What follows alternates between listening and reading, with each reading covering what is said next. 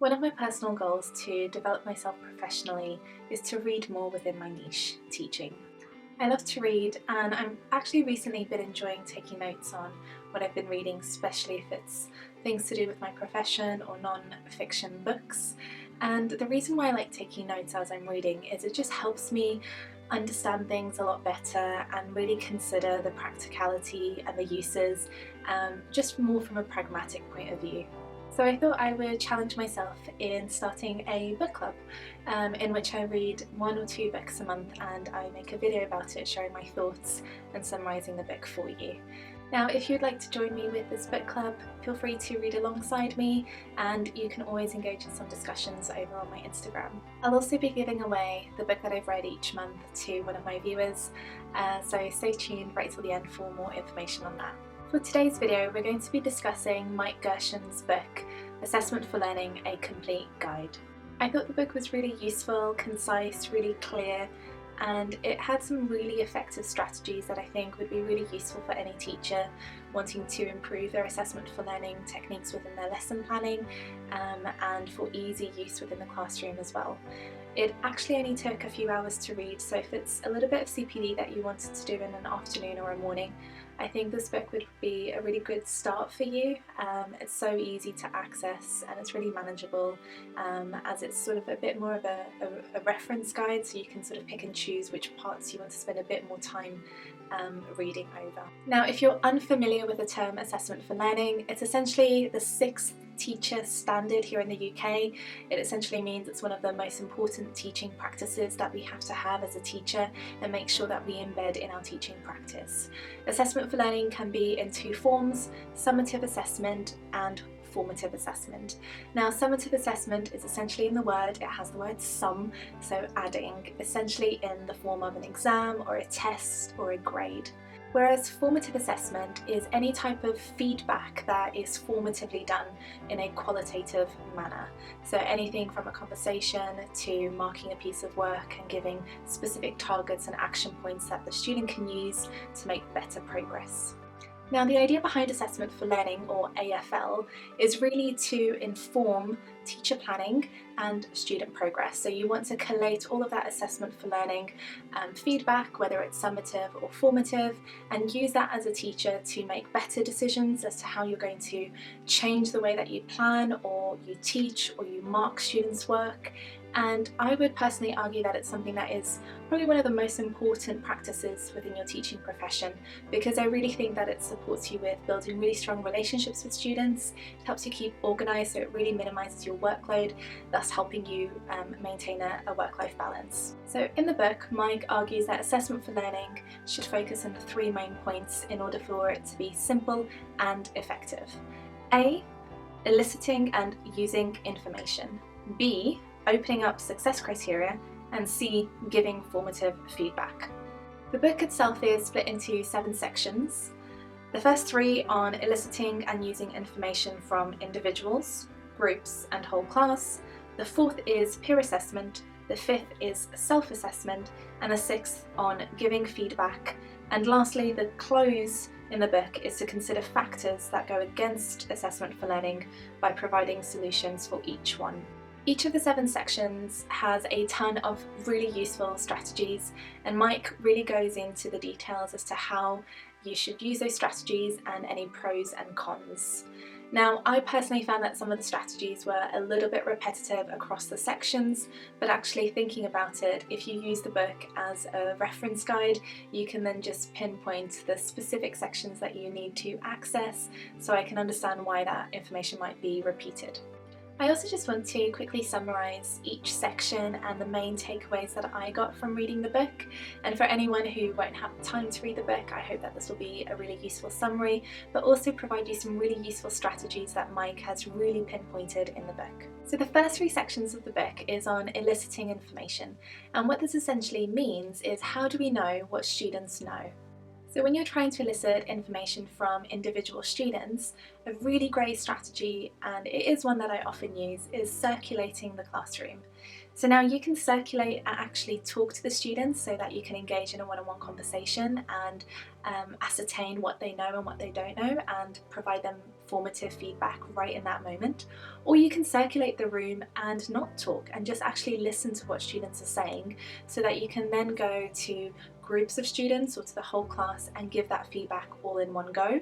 Or if you didn't necessarily want to give that feedback all in one go, then you can actually just pinpoint a note on a post-it note or wherever you do your planning and have that information inform your next lesson. You can obviously also elicit information from individuals when you're thinking about your marking. So you could mark for the short term, so from one lesson to another.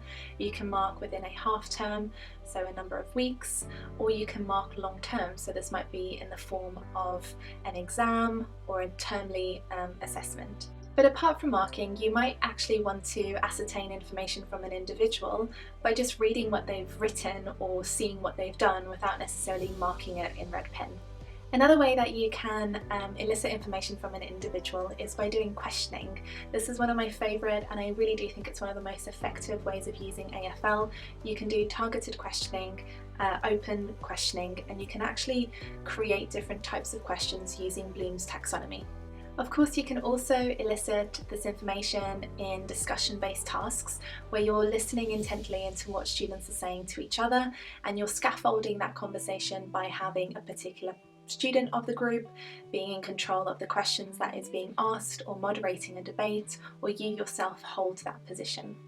If you find that particular students are not very verbose or able to provide you useful feedback through that individual basis, you can actually model what that should look like. So then you can get students to use a sentence opener or a choice of sentences to identify how they are feeling. And this can be a really great reflection task as a plenary that can be really useful for you to use. Lastly, if you want to avoid having to make any decisions as to how and who you are going to get this information from, you can do some random sampling. And so what this would mean is you could give your students numbers, or desks can have numbers. You can use a randomizer, you can use some lollipop sticks, which are one of my favourites as well, or you can just close your eyes and point at a random student in the classroom and then use one of the strategies that we've already discussed. Now, apart from those strategies that we've mentioned in terms of eliciting information from individuals, some of those are going to be applicable to doing the same in groups. One of the things that I've found really useful when thinking about how to do AFL for groups is this term of an envoy. Now, an envoy is a person who will move from one group to another group and essentially pass on feedback or answer a question or get information to pass on to another group.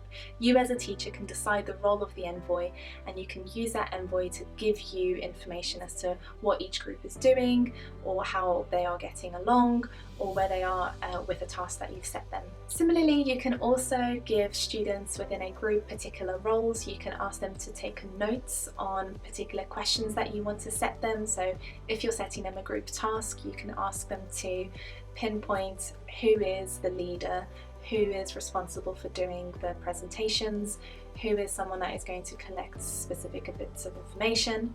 And equally, you can get a group to have a status update. You can use whiteboards for this. You can again nominate a person that will come to you and give you those status updates, and you can even challenge them to do those status updates in a particular format using a number count or a character count or a diagram or a different way of communicating that feedback. If you have lots of group work that you're setting and you want to be able to get information from those groups as to how they're finding that task, you can actually create a pro forma that has lots of different steps that all of the groups need to follow. And so what you can get your group to do is use that as a checklist.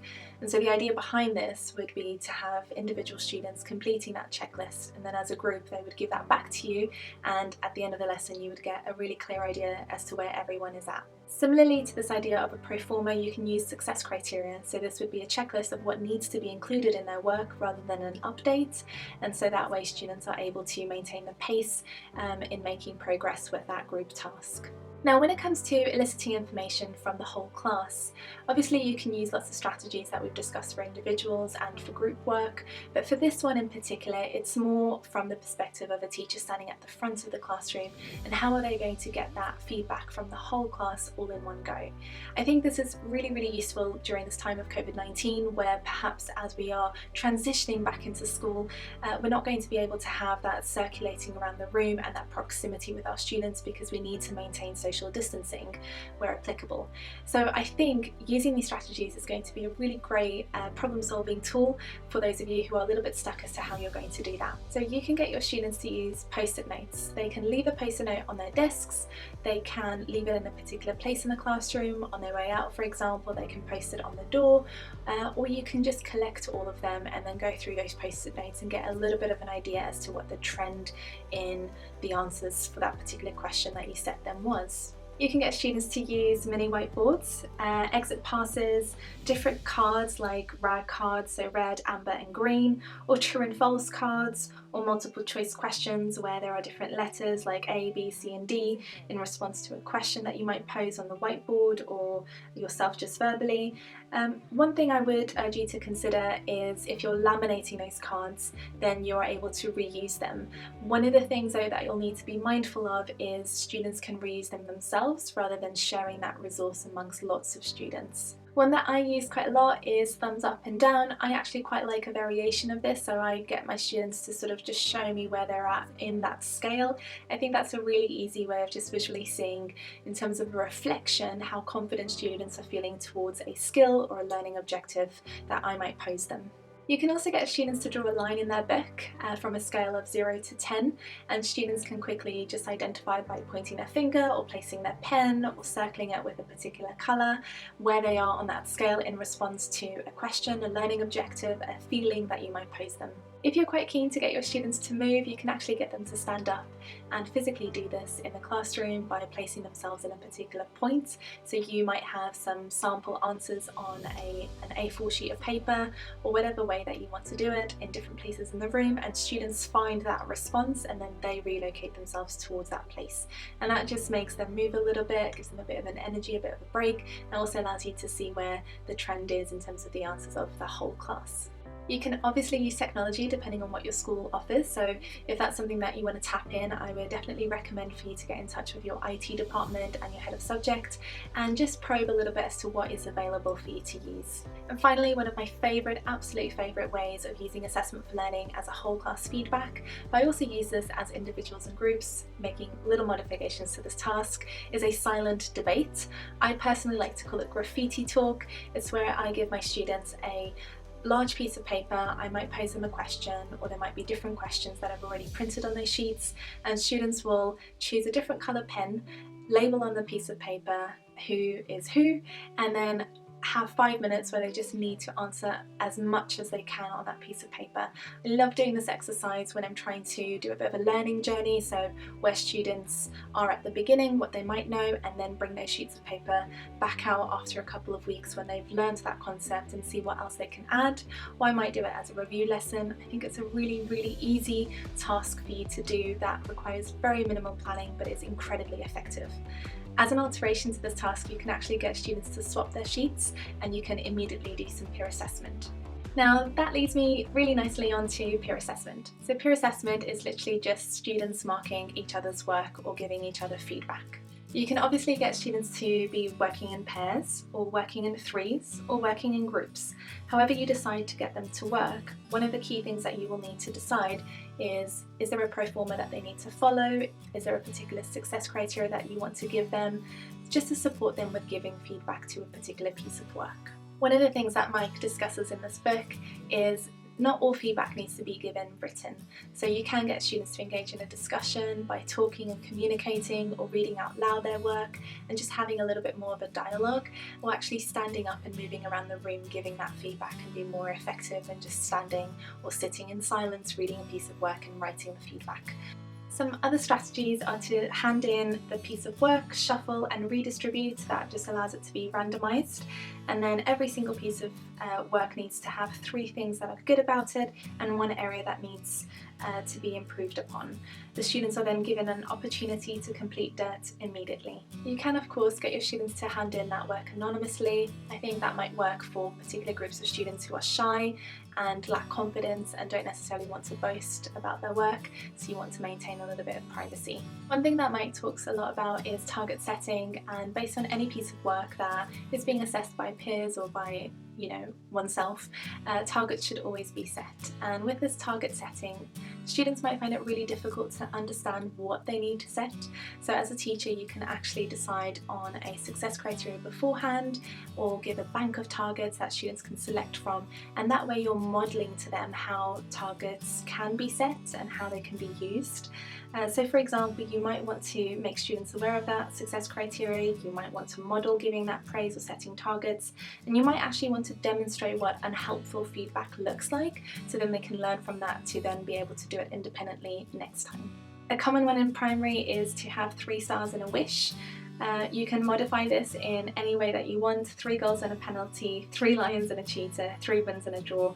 You can do any variation that you like, as long as students understand that they need to be setting 3 really positive praise points and 1 target for the student to work on. In order to ensure that students are all getting equal amounts of feedback that has high quality, one way that you can be doing this is using coloured dots. You can get students to each have 2 sticker dots, and they go to pieces of work and they put those dots and then they write it, and you can then limit how many dots each piece of work needs to have. So just by doing some careful maths beforehand, you can ensure that everyone has enough feedback.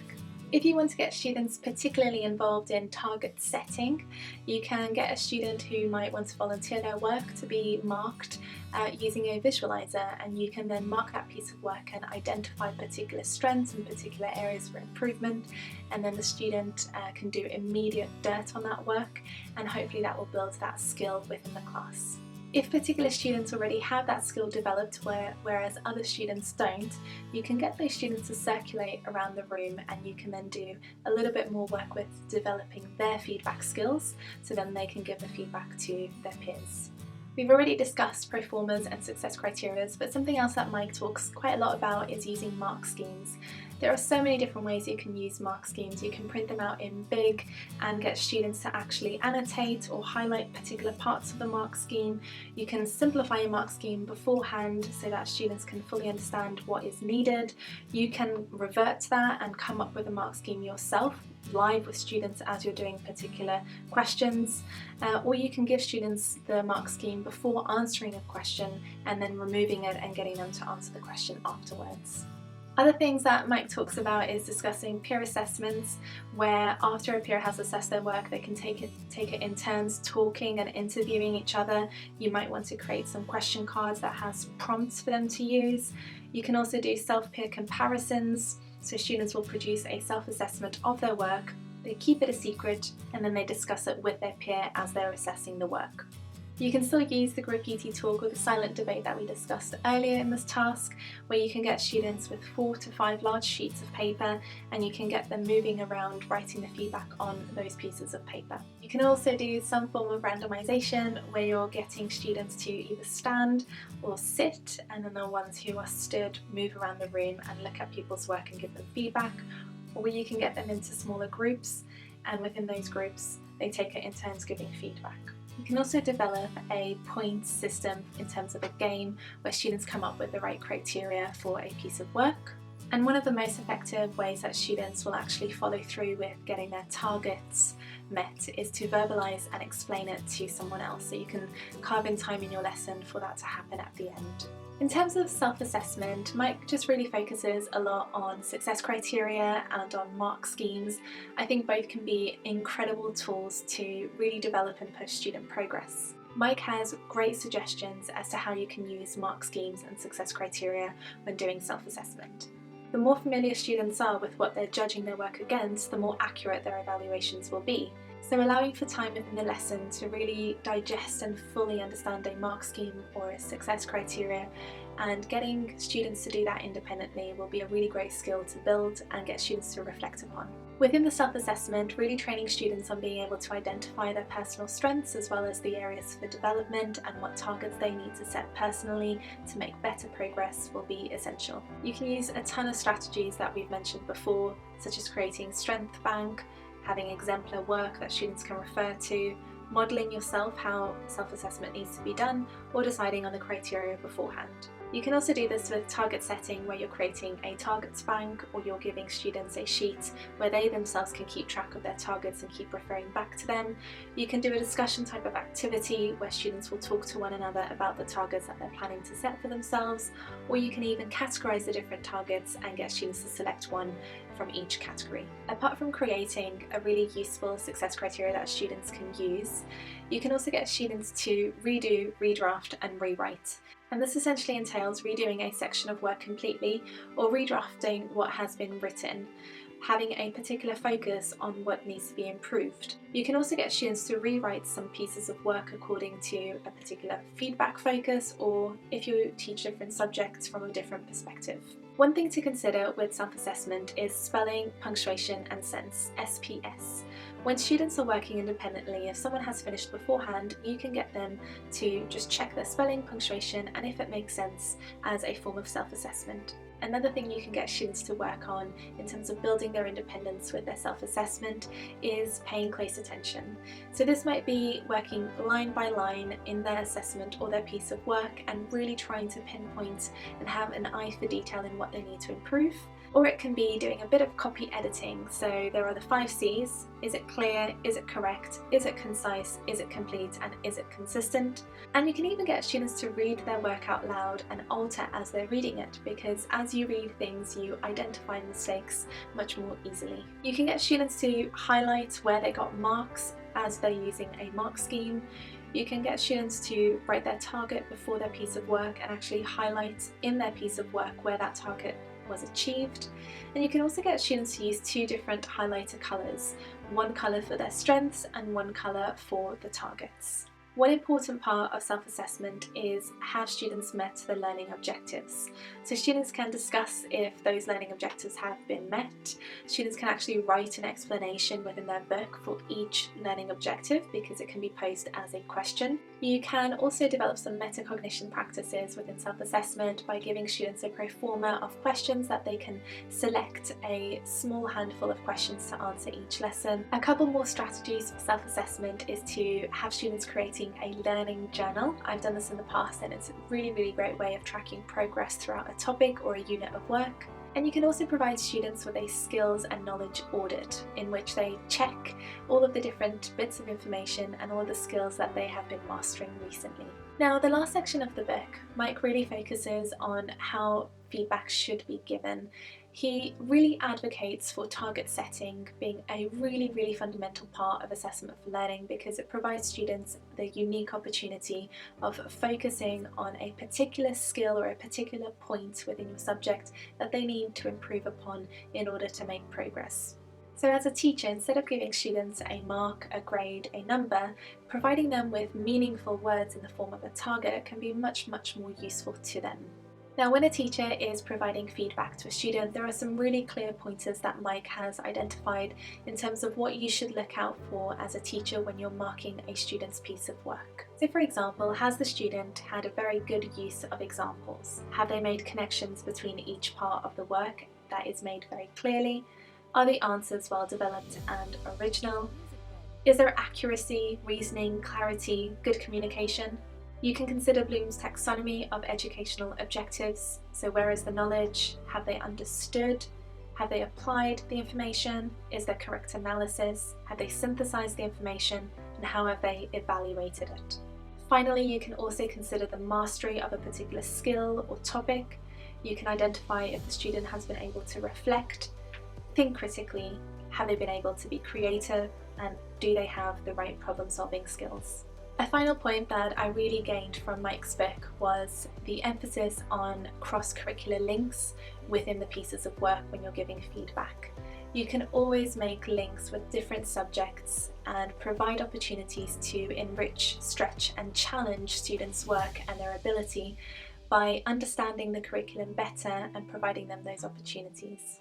Now finally, as a teacher, if there are any particular factors that you anticipate are going to be a struggle in being able to do assessment for learning correctly in the classroom, Mike has listed a number of different problems that he has come across in the past and relevant solutions that might be beneficial to you. So there were so many amazing ideas from this book that I really loved reading and learning about, and it also confirms some of the ones that I currently use and why I should continue to use them. I'm really looking forward to reading more from Mike Gershon. He has a ton of books with lots of great strategies on all different areas of teaching, so I'm sure that I'll be reviewing one of his other books quite soon.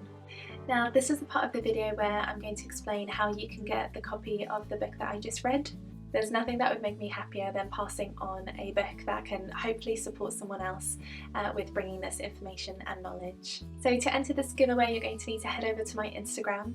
You'll receive one entry for each of these. Follow me on Instagram, comment on the post for this giveaway answering this question: what AFL strategies are you keen to try and why do you love assessment for learning? And make sure to tag a friend. You can also get another entry for sharing my post on your Insta stories, and additional entries for subscribing to my YouTube channel, and another one for leaving a comment on this video. The giveaway is going to be open from today, 31st of July, until the 21st of August, and I'll announce the giveaway winner over on Instagram and then also here on the next book club video. That is it for this video. I really do hope that it brought you some value. During August, I'm going to be reading a couple of books on behaviour management, so if that's something that you want to find out a little bit more about, I will be showing what books I'm going to read over on my Instagram, and you can then always watch the next video at the end of the month in August. Have a joyous and a beautiful day, everyone, and I will see you soon. Bye!